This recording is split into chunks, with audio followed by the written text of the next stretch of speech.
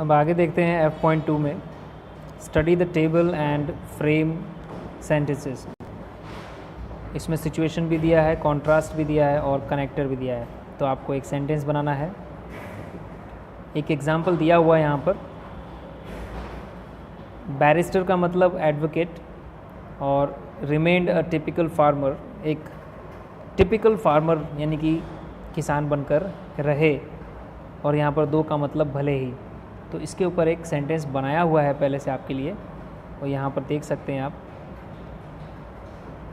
दो सरदार पटेल नाम लिया गया है, ठीक है।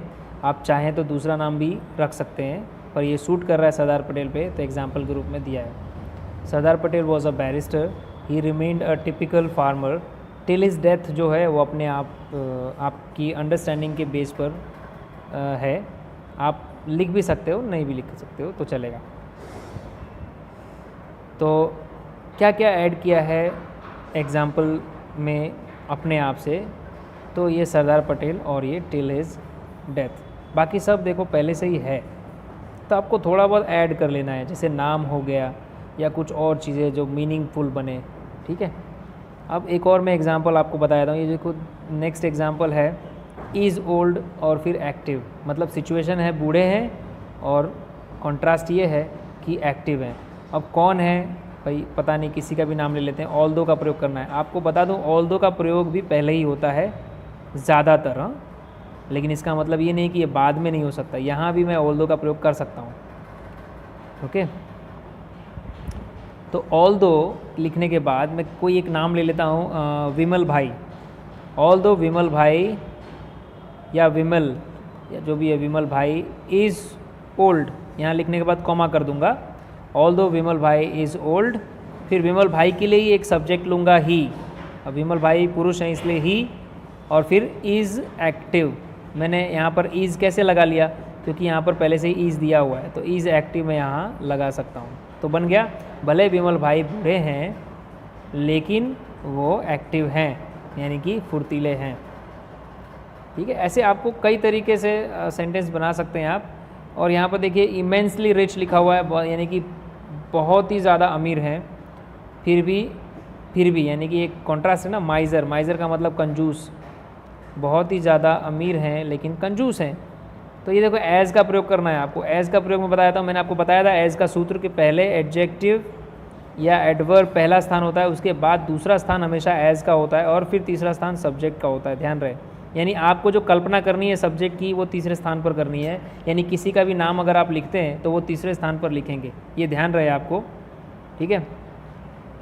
अब इमेंसली रिच, ये भले दो शब्द हैं लेकिन ये एडजेक्टिव कहलाएगा। रिच क्या कहलाएगा, एडजेक्टिव। और एडजेक्टिव को की में थोड़ी मतलब उसके मीनिंग में जो बढ़ोतरी कर रहा है वो शब्द है इमेंसली।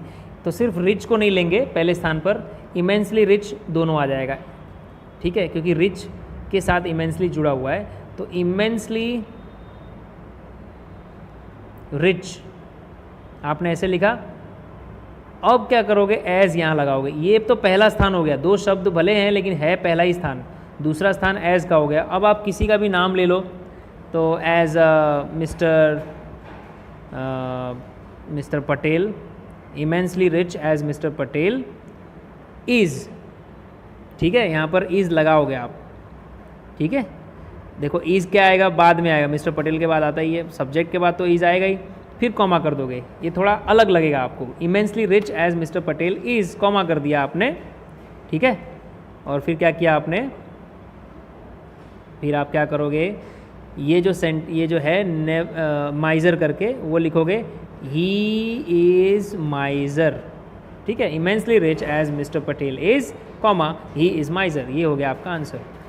क्लियर।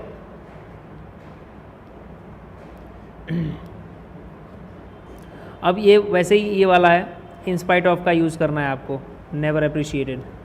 तो अब जब भी इंस्पाइट ऑफ का यूज़ करेंगे तो आप स्टार्टिंग में अगर लिखते हैं तो क्या लिखेंगे, इन स्पाइट ऑफ। एक मिनट में यहाँ लिखता हूँ, इन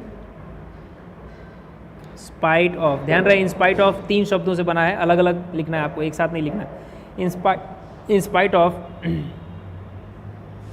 यहाँ पर आपको बीइंग जोड़ देना है। In spite of being a man of honesty, a man of honesty, comma करके, भले ही ईमानदार व्यक्ति, मतलब ईमानदार व्यक्ति होने के बावजूद, इसका मतलब ये है ईमानदार व्यक्ति होने के बावजूद, comma, he was never appreciated, he was never appreciated, comma कर दोगे ना।